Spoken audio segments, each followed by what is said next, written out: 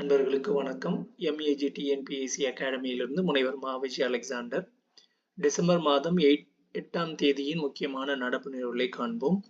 விழுப்புரம் மாவட்டத்தில் பெஞ்சால் புயலால் ஏற்பட்ட வெள்ள பாதிப்புகளை மத்திய பேரிடர் மேலாண்மை துறை இணை செயலர் ராஜேஷ் குப்தா தலைமையிலான மத்திய குழுவினர் ஆய்வு செய்தனர். வங்க கடலில் உருவான பெஞ்சால் புயல் கரையை கடப்பதற்கு முன் விழுப்புரம் மாவட்டத்தில் நவம்பர் 30ஆம் தேதி தொடங்கிய மழை புயல் கரையை கடந்த பின்னரும் டிசம்பர் 1ஆம் தேதி வரை நீடித்தது. கடலூர், கள்ளக்குறிச்சி ஆகிய மாவட்டங்களிலும் அதிக கனமழை பெய்தது. விழுப்புரம் மாவட்டத்தில் வரலாறு காணாத அளவுக்கு பெய்த பலத்த மழையால் ஆறுகளில் பல்வேறு இடங்களில் உடைப்பு ஏற்பட்டு குடியிருப்புகளை வெள்ள நீர் சூழ்ந்தது. இதனால் பொதுமக்கள் வெகுவாக பாதிக்கப்பட்டனர். விளைநிலங்களில் வெள்ள நீர் சூழ்ந்தது. சாலைகள், அரசு கட்டடங்கள், மின் கம்பங்கள் உள்ளிட்டவை சேதமடைந்தன.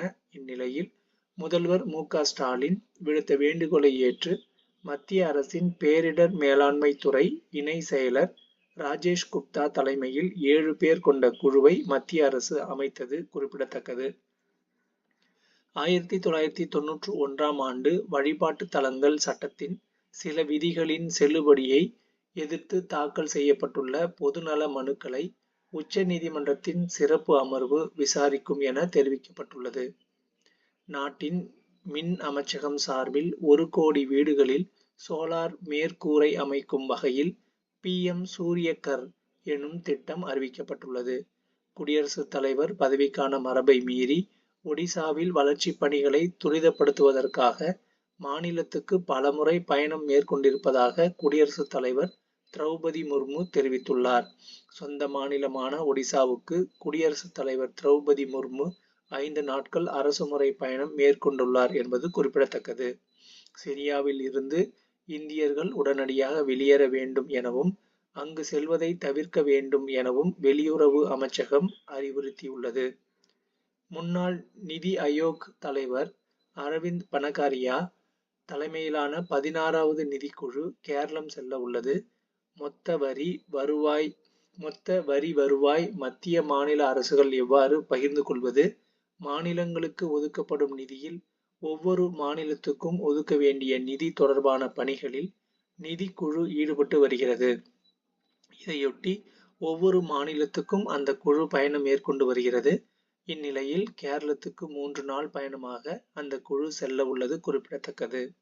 நாட்டில் காசநோய் பாதிப்பு கடந்த 2015இல் இருந்ததை காட்டிலும் 2 மடங்காக குறைந்துள்ளது என்று மத்திய சுகாதாரத்துறை அமைச்சர் JP நட்டா தெரிவித்துள்ளார். நாட்டில் உள்ள 1.17 கோடி காசநோயாளிகளுக்கு ஊட்டச்சத்தான உணவுகள் அருந்த உதவும் நிக்ஷய் நேரடி பண பரிமாற்ற திட்டத்தின் கீழ் ரூபாய் 3338 கோடி வழங்கப்பட்டுள்ளது. இத்திட்டத்தின் கீழ் வழங்கப்படும் உதவித்தொகையை ரூபாய் 500லிருந்து ரூபாய் 1000ஆக மத்திய அரசு அண்மையில் உயர்த்தியுள்ளது குறிப்பிடத்தக்கது.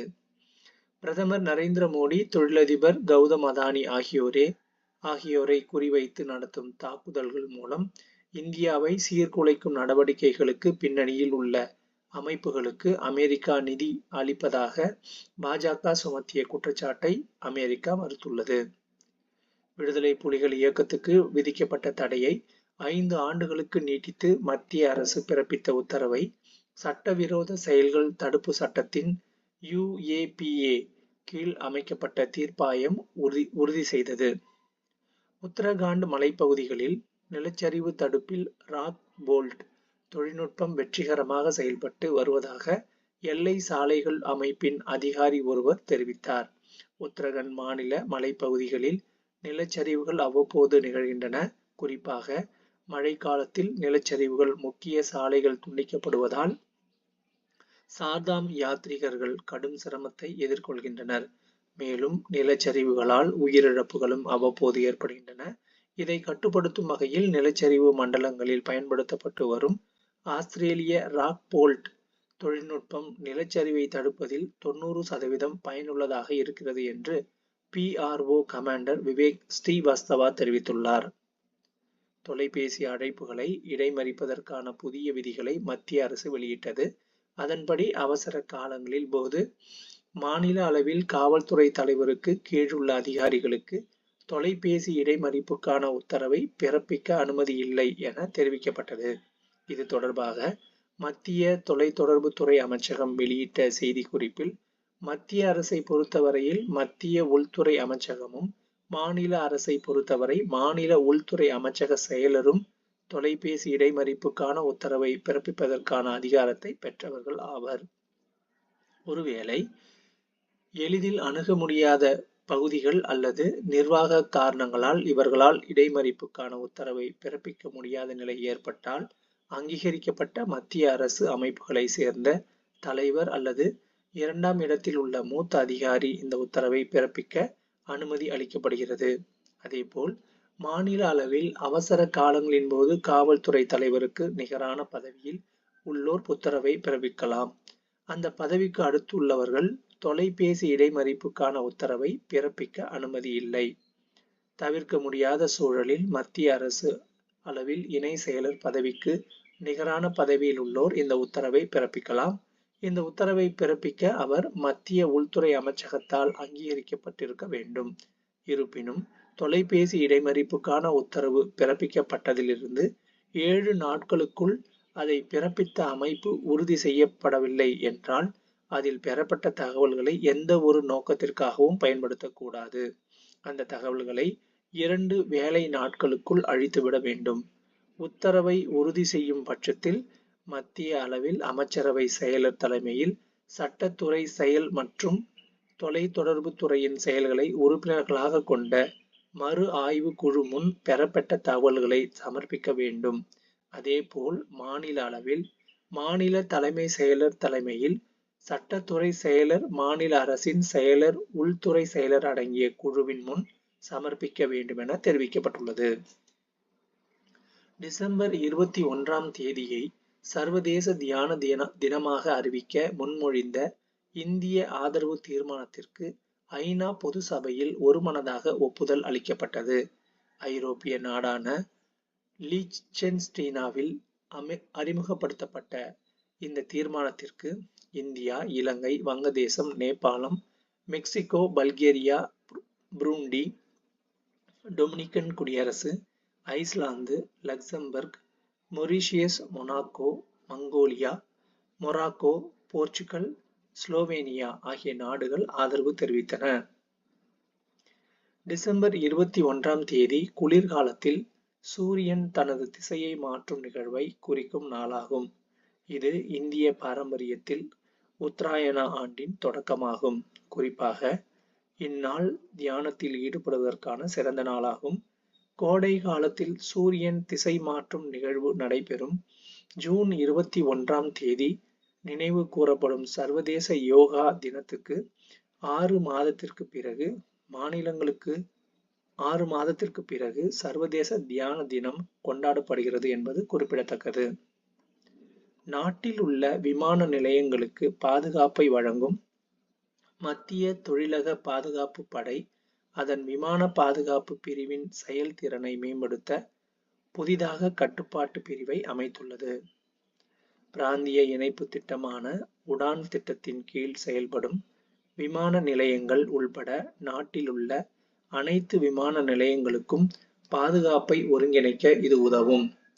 மத்திய உள்துறை அமைச்சகத்தின் கீழ் 1.80 லட்சம் வீரர்களை கொண்டுள்ள இந்த படைப்பிரிவு தேசிய விமான பாதுகாப்பு படையாகவும் செயல்படுகிறது. அதன்படி நாட்டில் உள்ள 68 விமான நிலையங்களில் சுமார் 50,000 CISF வீரர்கள் பாதுகாப்பு பணியில் ஈடுபடுத்தப்பட்டுள்ளனர். ஃபிடே உலக செஸ் சாம்பியன்ஷிப் போட்டியின் 10வது சுற்றிலும் நடப்பு சாம்பியன் டிங் லிரென், இந்திய இளம் வீரர் குகேஷ் இருவரும் டிரா செய்தனர். இருவருக்கும் இடையிலான உலக செஸ் சாம்பியன்ஷிப் போட்டி சிங்கப்பூரில் நடைபெற்று வருகிறது.